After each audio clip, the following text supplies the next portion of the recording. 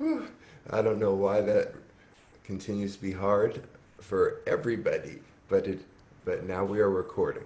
Yes. Okay. And you can see, I think, are each of you getting this disclaimer on your screen? Uh, I am. Anyway, if you don't want to be recorded, you have the opportunity to opt out, but I think you have to leave the meeting anyway. Uh, this is a matter of ongoing discussion here. So, let's see. Can I see my? Why am I seeing? I'm seeing you, Blake. You're spotlighted.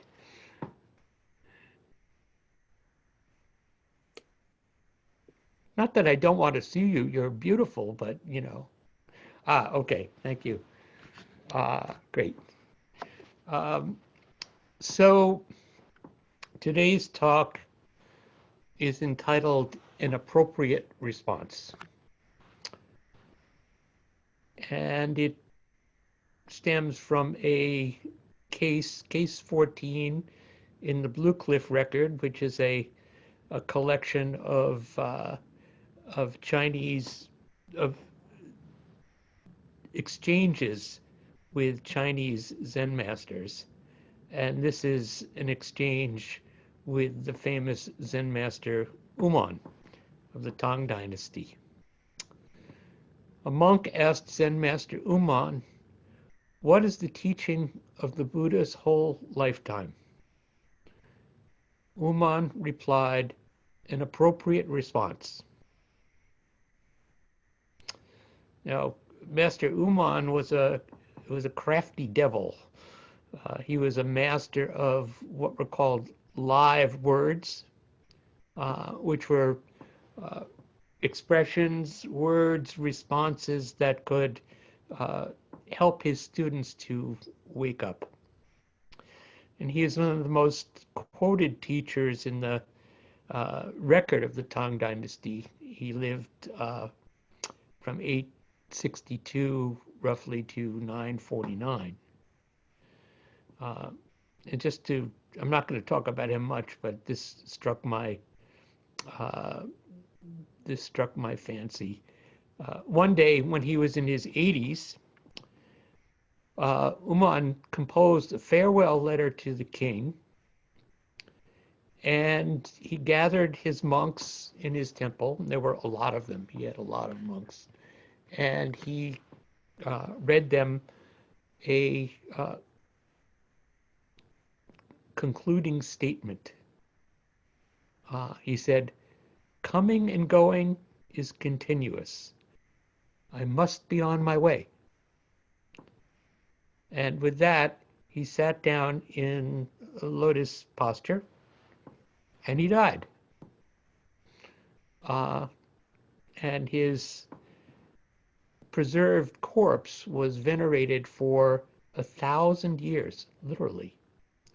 Uh, and finally, it disappeared uh, during the Cultural Revolution in the early 60s, but it had been around until then. There are a number of different ways of translating that final line of this case. Uh, I'm translating it pretty commonly as an appropriate response. Uh, but there's an unpublished lecture from 1963 by Shunryu Suzuki Roshi, who is really the founder of our Zen family. And he translated this response a little differently. He said, "The teaching confronts each. The teaching confronts each." Uh, and that's interesting because when you, I'll give you more of his teaching, but when you look at the word appropriate, you can have, uh, we're using it here as an adjective, which tends to mean colloquially it means something that's especially compatible or fitting. But as a verb, to appropriate means to own or to make one's own, to take exclusive possession of, which harkens back more accurately to the Latin roots of the two parts of that word, ad and propria. So I like Suzuki Roshi's translation. The teaching confronts each because it implies our ownership, the ownership that we have of our response.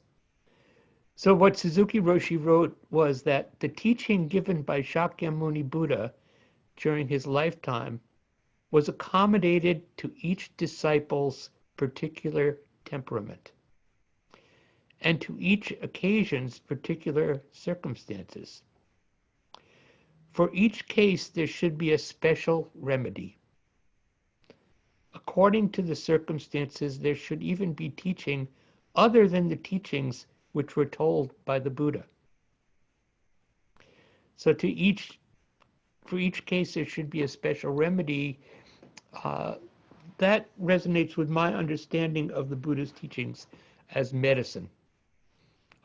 As each teaching was not a doctrine or a law, but rather a prescription for bringing us back into balance in the course of our lives, our internal life and our social life. And then he says, according to the circumstances, there should even be teaching other than the teachings which were told by Buddha. In the light of this, how is it possible to interpret and pass down an essential teaching which can be applied to every possible occasion and individual temperament? Maybe there can't be. But it comes back to this radical expression of Suzuki Roshi's. There should even be teaching other than the teachings which were told by Buddha. Buddha did not have, in this way of expressing it, he did not have a lock on all of the truths that exist in the world. That each truth depended upon a response that was appropriate to the situation. So in a sense, I see this as the heart of our practice. To own one's thoughts, to own one's words and actions, and of course to aim them towards the liberation of all beings. This is the Bodhisattva vow that we will chant at the end of this and every Dharma talk.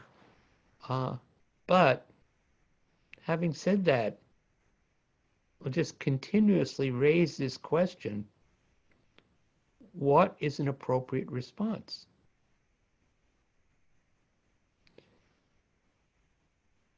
So from one perspective, one way I've been thinking about this is that an appropriate response is the completion of a set of practices that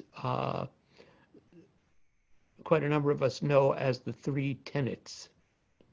And this is a modern teaching developed by the late Zen teacher Bernie Glassman, but he derived it very clearly from the ancient teachings.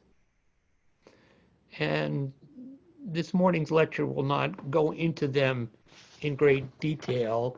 I've done that at other times, and I'm sure I will do that again.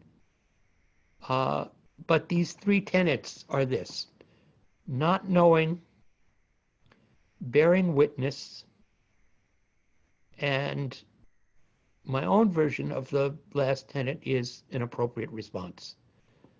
In some other versions, it's loving action, uh, or compassionate action, and so forth. But I see these teachings as teachings that are still evolving, and so uh, I take the opportunity to interpret them according to my own understanding.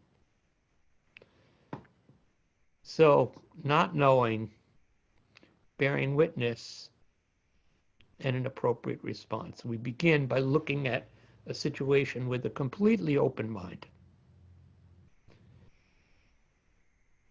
And with having removed the preconceptions that we might have from uh, our own habits and beliefs. And bearing witness means just seeing what's happening, seeing who's suffering, seeing who's liberated, seeing the nuts and bolts of the situation. And then from those two, an appropriate response hopefully arises. So in the last few months, the actions of the government, police forces, and some citizens have sensitized us once again to what, of course, is a pervasive reality of white supremacy in this country. A reality that reaches back to our earliest days as a nation that's dependent upon the forceful enslavement of African peoples, on the violent removal of indigenous people here on this continent from their ancient lands. Promises, even laws and constitutional amendments are broken daily from the moment they were made. Treaties and territories that from the start fenced in native peoples have never been honored. Their lands have been encircled, narrowed, and environmentally despoiled. And returning to that word, appropriate, I feel we live in a time when the land, the rights, the privileges, and the wealth of all, or of the many, have been appropriated by the few. And I don't think this is what Yun Men meant when he spoke of an appropriate response. By the way, we now have a YouTube channel, Berkeley Zen Video, 3 words, Berkeley Zen Video. And we've posted videos of all the Saturday talks that have been recorded since we created this virtual Zendo. 2 months ago, shortly after the killing of George Floyd, I gave a talk entitled Everything is Burning. And even though we hadn't announced this YouTube channel to people, somehow the first comment, somebody found it, and now I'm telling you where it is so you can find it. The first comment on the YouTube of this talk was posted yesterday. And it said, "This isn't Buddhism, this is political activism. Please stick to the dharma." I don't dismiss this comment out of hand. And to the author, whom I don't know, as they were anonymous, I do promise to think about this. At the same time, that message is something that I have heard for 30 years. actually from the first day I started working at Buddhist Peace Fellowship in 1991.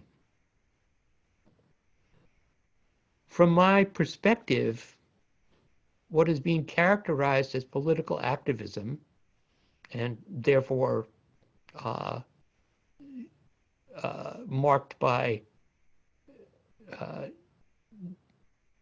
delusion and dualistic view, my understanding that it's the fulfillment of the Bodhisattva's vow. In the spirit of liberation,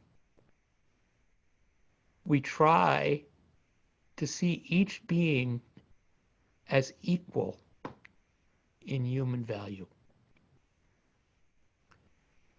Seeing clearly, free from these deeply imprinted views and prejudices that I have, I think all of us have. Seeing clearly that way matters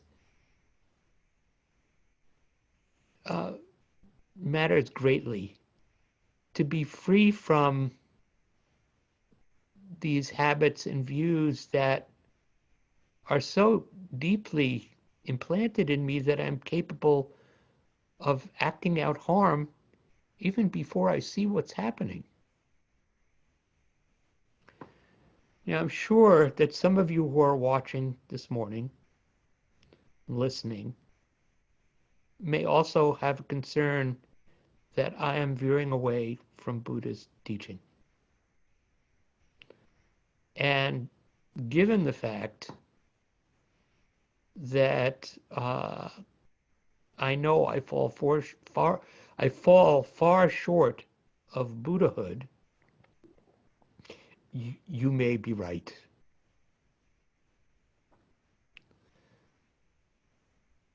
Some of you may walk away.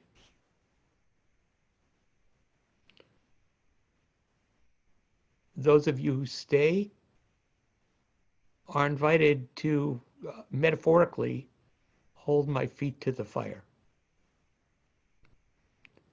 And those of you who come because you appreciate the very fact that these questions are opened here, welcome.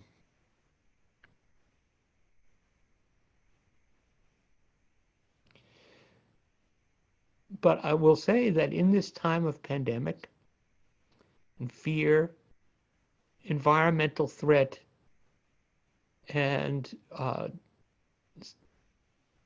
the sight of democracy, such as it is, in jeopardy,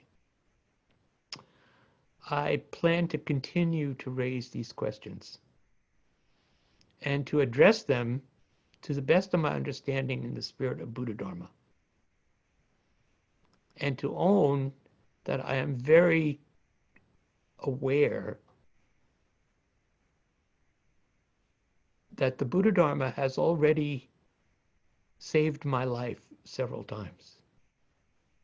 And I have faith that its wisdom can serve anyone who embraces it that way.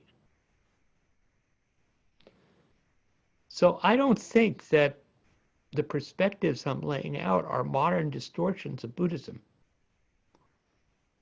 Their roots of law, equality, non-discrimination, and peace are seen in the earliest Buddhist teachings. And I can send you, if you like, a list. In the Pali Suttas, you can find it in the Vasetta Sutta, in the Agana Sutta. Those are teachings that talk about the fundamental worth of each being, irrespective of class, caste, color, birth, gender. Very clearly spelt out 2,500 years ago. In the Chakravarti Sutta, the wheel-turning emperor, the responsibilities of a ruler, the responsibilities of citizenship are spelled out very clearly.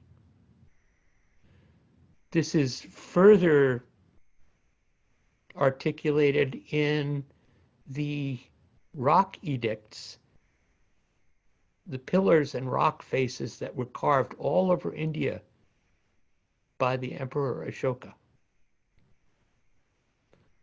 And you can also find it in the writings of our Zen ancestor, Ehe Dogen.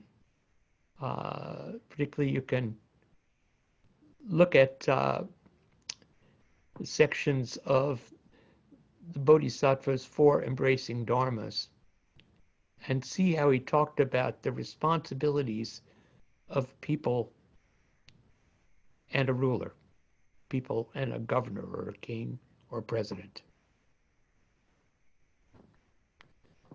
So life blooms and it fades. An appropriate response meets each stage of life with wisdom and compassion. Those who were truly awake and trained, and by that I don't mean just Buddhists, they can bring that response of wisdom and compassion even to their last days. On July 17th, we lost Congressman John Lewis. In yesterday's New York Times, I read a posthumous essay that he wrote in his last weeks. At the heart of this essay, he writes, "Like so many young people today, I was searching for a way out, or some might say a way in. And then I heard the voice of Martin Luther King Jr. on an old radio. He was talking about the philosophy and discipline of nonviolence. He said, 'We are all complicit when we tolerate injustice.' He said, 'It is not enough to say it will get better by and by.' He said, 'Each of us has a moral obligation to stand up, and speak out. When you see something that is not right, you must say something. You must do something. Democracy is not a state.' I would say the same thing is true, to my understanding, about enlightenment, something that we talk a lot about in Buddhism. Democracy is not a state. Enlightenment is not a state. They are both acts. And he writes, and each generation must do its part to help build what we call the beloved community, a nation and world society at peace with itself. The Sangha, the Zen community, the Buddhist community, is a beloved community. A beloved community is not a location that is devoid of conflict. It just has the tools peacefully to resolve that conflict without doing harm to each other. So John Lewis's words, for me, bring to mind something that Thich Nhat Hanh wrote in a book quite a while ago. The book is called Peace is Every Step. And Thich Nhat Hanh wrote, "When I was in Vietnam," this is in the 1950s and the early 1960s, "when I was in Vietnam, so many of our villages were being bombed.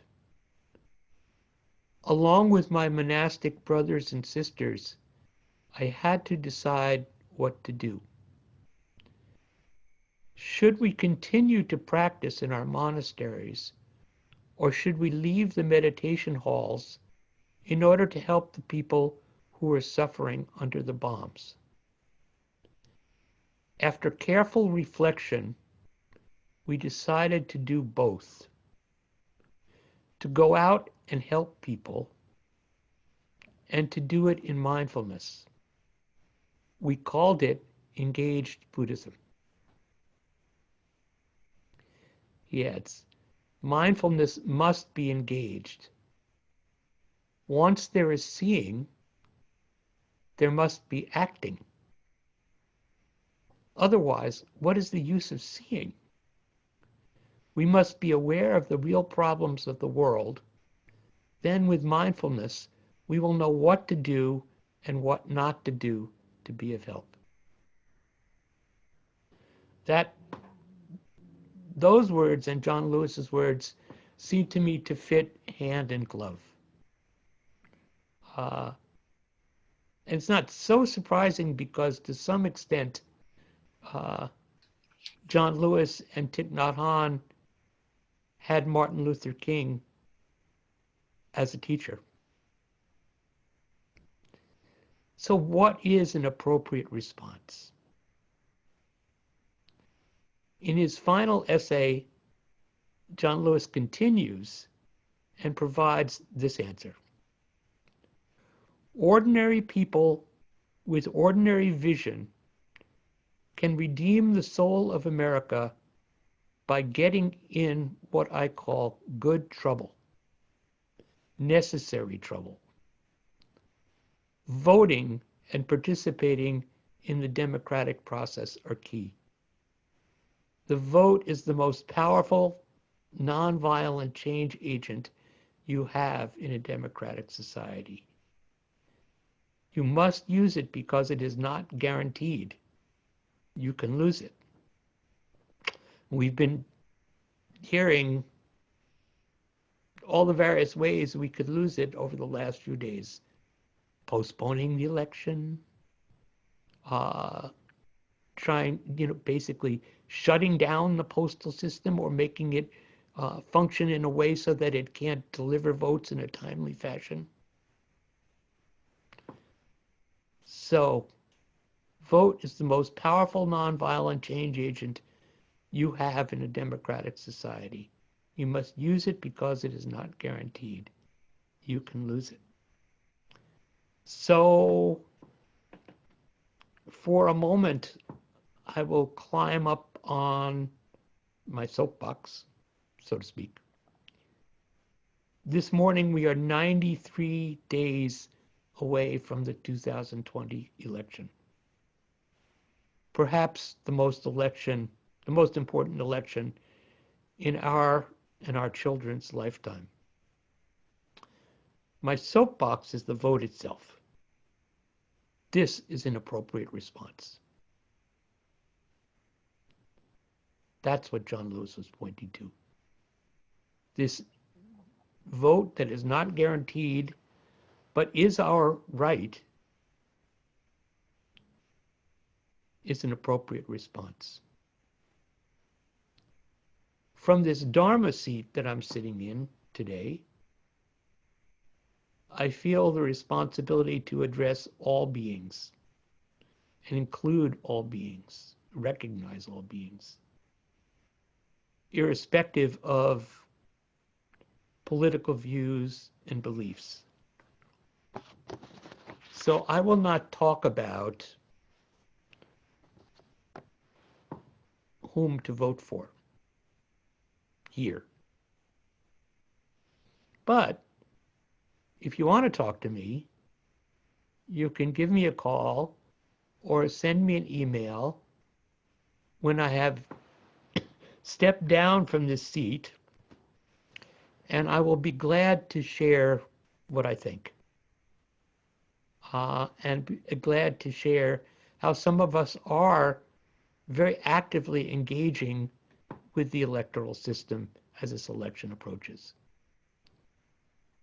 And of course, I invite you to argue with me. I am not afraid of that kind of discourse. I think that trading views and sharing experience is it's how I learn. It's how all of us learn. But to close, I return to Thich Nhat Hanh's words. Mindfulness must be engaged. Once there is seeing, there must be acting. Otherwise, what is the use of seeing?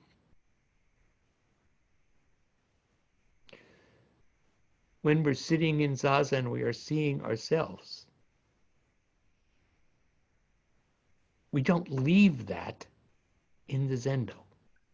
If we left it in the zendo as just the cultivation of a state of mind, it would really be pointless. So mindfulness is an appropriate response. Sit down, look inside, and then we can turn our eyes outward. Seeing is an appropriate response. What is it that I see? Is it really what I think I'm seeing? Or should I look harder and deeper?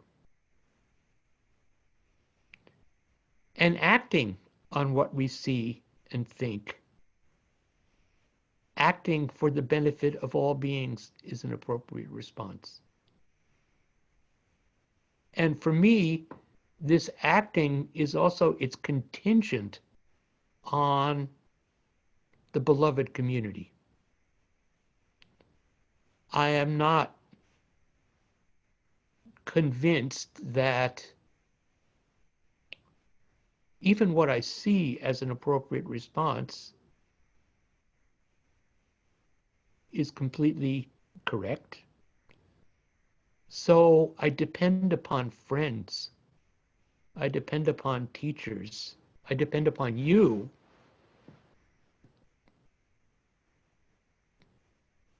for the process of actually clarifying and refining what it is that's best for me to do. So to me, I think this is how we bring our practice into the world and how Zazen pervades the universe. So thank you very much. And with that, I want to open up to questions and comments, and we'll see how that goes. I think Blake will facilitate. Is that right? Thank you. Yes. Thank you, Hozan. I invite you to raise your virtual hand, you, the Sangha, to raise your virtual hand. If you have a question, I will call on you. You click participants at the bottom of your screen, and then a list of participants will arise on your right side of your screen. And at the bottom of that list, you will hopefully see a blue hand. And you press that, and then that will say, raise my blue hand. Or you can type a question, and all the questions and the comments are coming only to me. That's the way we set up. Thank you, Heiko. So type a question, and I'll read the question. And you could put the word question in front of the question so I know, although those are what's coming in. And I urge you to be brief, concise, clear with your question. And if you need to, maybe a follow-up question, but really just one question, no preamble. Just get to the question. Also, I'd love to hear from people who perhaps are a little shy or don't usually speak in this context. Please feel free. Yes, I second that emotion. I would first like to invite Heiko to unmute yourself, lower your blue hand, and ask a question. Thank you. Thank you, Hozan, for a really timely and wonderful talk. The appropriate response is always the big question, but I recognize if I'm seeing so-called my own delusion, or if I'm seeing what I am seeing, if I'm giving the same response again and again, I know I'm likely in line for a disillusionment. So my question, or I want to tweak the frame of the discussion maybe just a little bit, that each person's appropriate response will be according to how they see, and even the clearest of all of us would come up with a different response than everybody else. This is at least my thinking. And so that appropriate response is for those skilled in it to wield energy in the voting and in the tweaking of minds. And other appropriate response still may remain gardening wholeheartedly.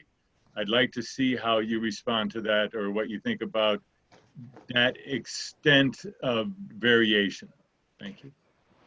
Well, I think there's a couple of, thank you for that question.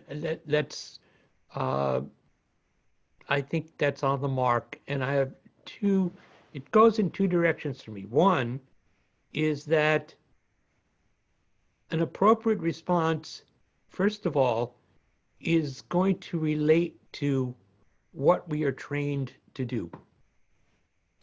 So, for example, if somebody collapses on the street in front of you, if you know CPR, that's an appropriate response. If you don't know CPR, you may be stuck. If an appropriate response would be, okay, I got to find somebody who knows CPR. But if you just fall down and start mucking about, you're likely to do harm and not save a life. So you do what you're trained to do. This is in the context of, say, the civil rights movement, particularly in the early civil rights movement, when John Lewis trained with this guy, Jim Lawson, who was a Methodist minister, before he did Freedom Rides. And they were trained extensively in nonviolence, not in an academic way, but in a very practical role-playing fashion. And in that role play, they played both roles. They played the victim and the oppressor. And as any of you who have done role plays know, it's very interesting, because once you take that other role, the one that you think is definitely not you, you discover, I've got this in me. I've got the oppressor in me. I know how to act this out. And you learn stuff. So the training is one part. The other thing I would say about an appropriate response is there's another half of it, which I've been speaking of, which is that my response, which stems from my understanding and intention, may or may not have the effect that I wish it to have. Now, if you were a 10th stage bodhisattva, like Avalokiteshvara with her 1,000 hands and her spiritual Swiss Army knife in each hand, then what you're doing is likely to have a beneficial impact. But if you're a muddling human being like I am, you can do even what you're trained, and you can find that it has a negative outcome. And then you go around again. You have to reconsider. You have to think. So, gardening might be the right response. I'm not going to say what an appropriate response is, because it is really it's incumbent on the person and on the situation. Thank you. Hozan, Yeah. I'm reading through the questions, and I'll state two and paraphrase two that are sort of juxtapositions to each other. Of course, the first one is the idea that the personal is political, an idea that perhaps arose in many people's minds as you were speaking. And the second one is that there's a risk of when one goes into the political realm, that it creates a non-inviting sangha milieu, because it presupposes that there's a political ideology on top of the Buddhist ideology. How do you sort of put those two together? Well, it's easy to play with words, and the play that I would do, those of us of a certain age, we all learned that the personal is the political at a certain point in time. But one should also recognize that the political is the personal. That political policies, political actions directly affect the personal lives, our personal lives and the personal lives of others. And if you're just invoking one side of that expression, you're really missing something important. And so, I my I don't wish to make people feel guilty in any way, but I also might think that, as I said, there are people who are going to be uncomfortable with this talk and uncomfortable with other things that are said by me and others, and I do want to hear about that. At the same time, we need to recognize who is not in the room and, at least both speculate and inquire of them. It's not like they should be in the room, but is there something that they are seeing in the structure of our community that is exclusionary? So it's not just who feels comfortable in the room that's in the room, but it's like who might benefit and might wish to be in the room but doesn't feel comfortable to enter. Does that make some sense?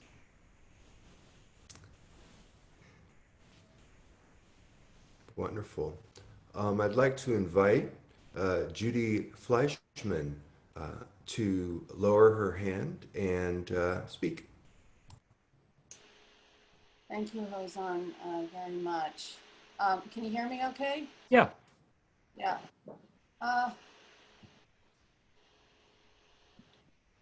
One of the conversations that relates to this, I think, is on the relationship of intent and impact.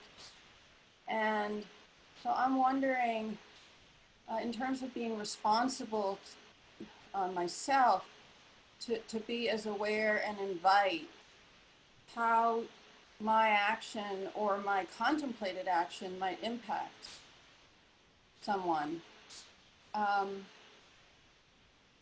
What I find coming up is that the intent is to relieve suffering and specifically to engage and turn towards pain, which can feel really overwhelming. And sometimes difficult to distinguish. Is this my pain? Is this your pain? Is this just pain? And then with the intent to relieve suffering, a choice must be made in a particular moment. And I'm facing such a situation right now with a loved one in hospice, and the question of, and the request to me to show up in person in a high-risk situation because of COVID, with a lot of family members involved, and exploring whether and how and what can be done, and a direct request from the dying person. So that brings up a lot of pain. And so I'm wondering what helps to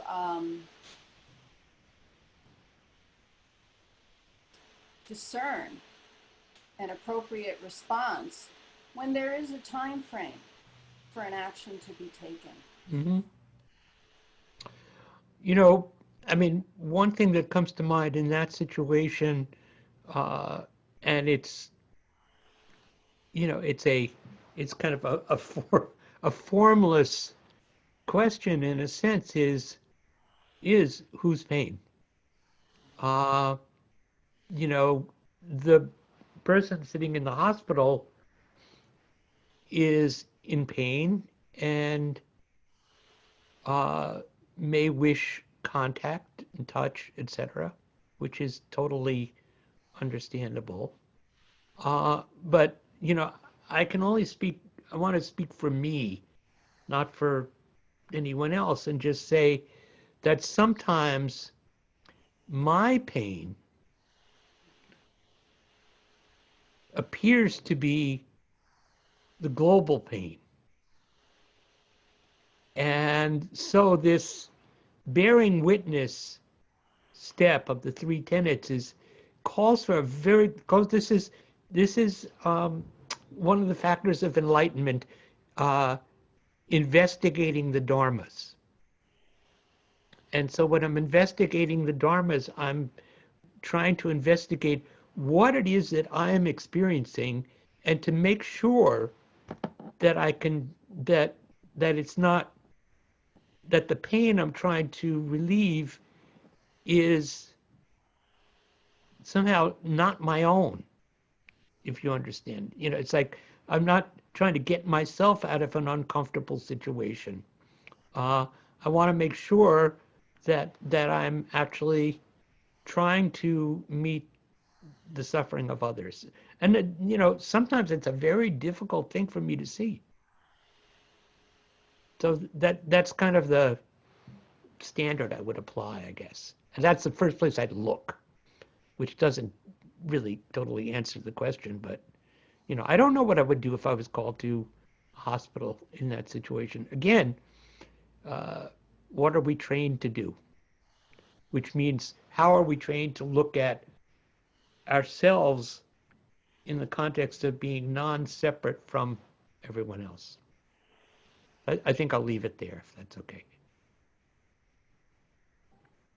It helps particularly because it's a home hospice situation. Yeah, yeah. So actually even having you hear that as hospital is also, yeah. Thank you very much. We are coming to a close.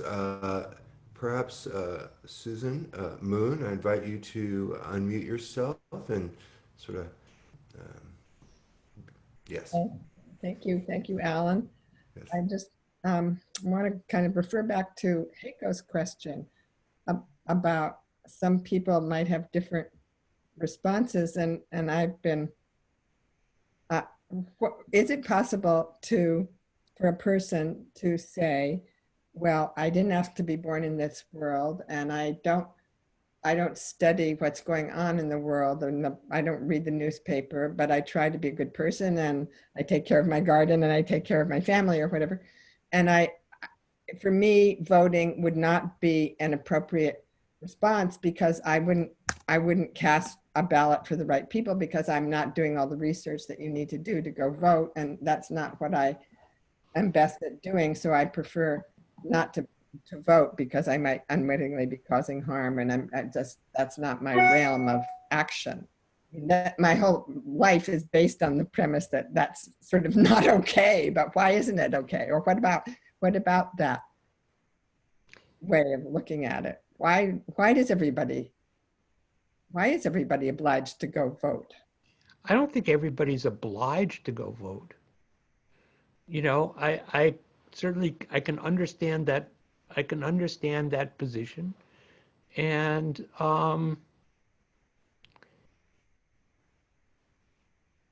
it just really depends on whether you have a wish to participate in the process, in a process of change in this country. You know, if you don't, you don't, and then you know you're to me you're relinquishing some of your power, and that may be appropriate for your life. I don't want to get into the fine points of that.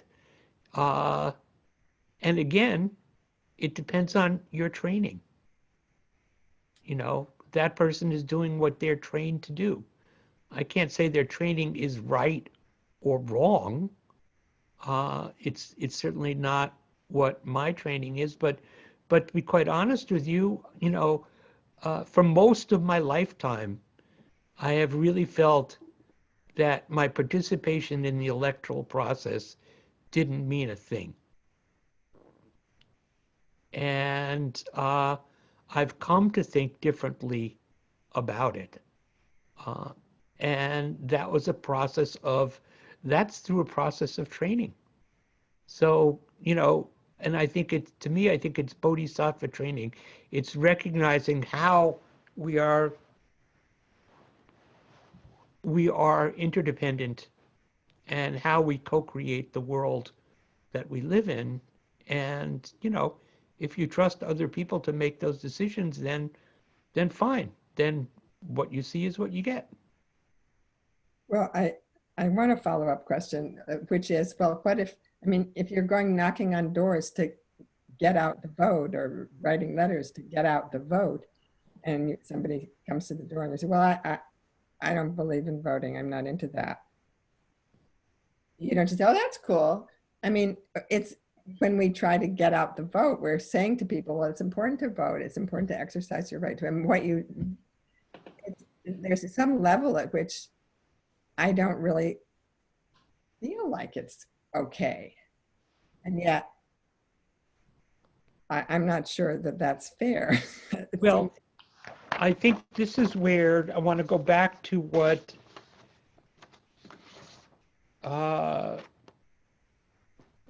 Suzuki Roshi said. If I can find it, I can find, you know, that that sometimes there should be a teaching other than the teachings which were told by the Buddha. So when I go to the door, and I've done this, you've done it too. You go to the door and somebody says, I don't vote. And as a person of training, you then observe, is there an opening there? Are they asking me a question? Are they asking, is there, underneath that, is there a question, why should I vote? You know, or is it just like, that's it, I'm done, I want to close the door. And this is where we have to discern what is an appropriate response, because sometimes that is a bid for a conversation, and sometimes not. And so I think it's incumbent upon us to read that energy and make a decision about which way to go. Sometimes to walk away, and sometimes to see if there's a deeper discussion to be had. Mm-hmm. So, thank you. I'd like to hear, there was a hand. Time is growing close. Yeah, there was a hand from Jeffrey, but I don't see it anymore. Oh, well. Then there's one more. Heather? Just real quickly, Hozan, and I'll be very short. I just wanted to call you out for an excellent lecture, and especially the two central practice questions I carry around: what do I see and what will I do next? Thank you so much. Thank you. Well, there was one more. Heather, can we do that and then close? Since you're leading, I can take this opportunity. Thank you, Hozan, for a wonderful talk. I am a deeply political person. Everything I do in my life is political. And on top of that, I practice Buddhism. So maybe I come from a slightly unique lens in this group. But it strikes me that in the study of Buddhism, we are looking to dissolve the boundary that makes us feel separate. And part of doing that is a supreme awareness of everything and the ripple effects of our actions. So this idea that there's a personal and a political has always been confusing to me, because I woke up this morning and I had a cup of coffee, and there are farmers who grew that coffee in particular situations. Not all of them may be perfect. I had a banana that got shipped all over the world and used fossil fuels, on and on and on. So even if I'm not voting or campaigning or organizing, I'm still breathing the air and eating the food, and all of that is political. So I'm just reflecting that this idea that there's a personal and political, like, I don't get it, because there's no separation there. And to me, that's the study of Buddhism, is to live in that full awareness of no separation. That's not a question. No, it's not. I don't understand why we separate the two. I think there are a lot of structural reasons, and I think there are a lot of political reasons why we separate the two. And, we can go into the history of religion, and, the history of almost all religions has been a struggle between spiritual and worldly authority. And that struggle has probably been responsible for more death than any other cause that I can think of. So, I think we need to be very careful about that. At the same time as I'm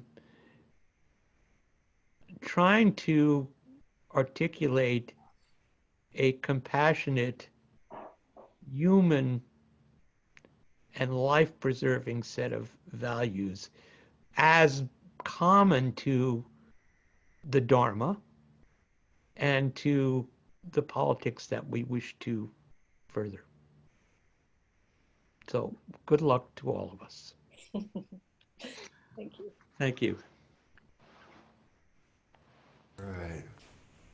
Thank you very much, Hozan. And thank you all for the questions.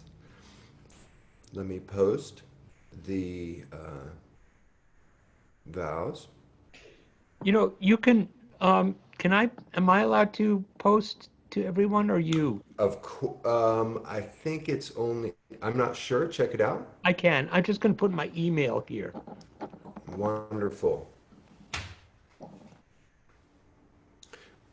Oh, in chat? Yeah. Okay. And I'll pull up the vows, closing vows. I believe Ed. Wait, you closed the chat though. Hold on a Sorry. second. Just let me Go ahead. just finish this.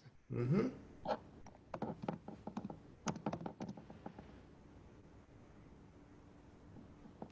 Okay, if anyone wants to continue, ask me things, please email me. I'm happy to have these or other discussions.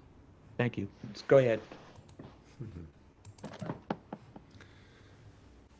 I invite you all to unmute yourselves. I won't unmute everybody, but I encourage you to unmute yourself and chant together the four vows when the Doan clunks the bell. Okay.